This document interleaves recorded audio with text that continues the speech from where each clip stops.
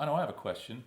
Since I've been off the board for pushing a year or so, I know the Next Generation Fuels Act is something you're working on now. Kind of fill me in on that. I'm not sure where you're going with that. The whole next phase of biofuels policy, RFS has made its way. It's marched up to 2022. That's when the volumes, kind of tabled off. Okay. Now you got to figure out what's the next thing that's going to increase demand, and that's going to be the Next Generation Fuels Act, which is a bill.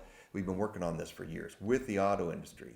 It's about having a completely different engine, not a flex fuel engine like we have for E85 and the truck that I drive. This one's a dedicated high octane engine, and they can pin this so that they can make this thing hum on something that might take 20 or 30% ethanol.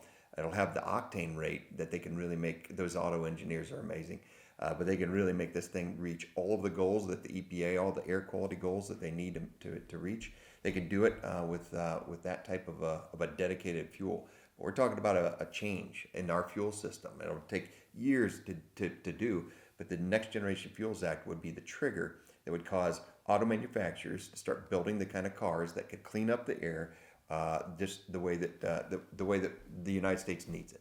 And Okay. so the Next Generation Fuels Act fixes a lot of those issues that have been stumbling blocks for ethanol, but it also sets us up for the future. And there's no requirements. It's just except for you got to make these vehicles, and they want to. The autos want to have an option besides an electric vehicle. They want to have other options because not every consumer wants an electric. They want to have these internal combustions into the future. It's going to be with something that's high octane.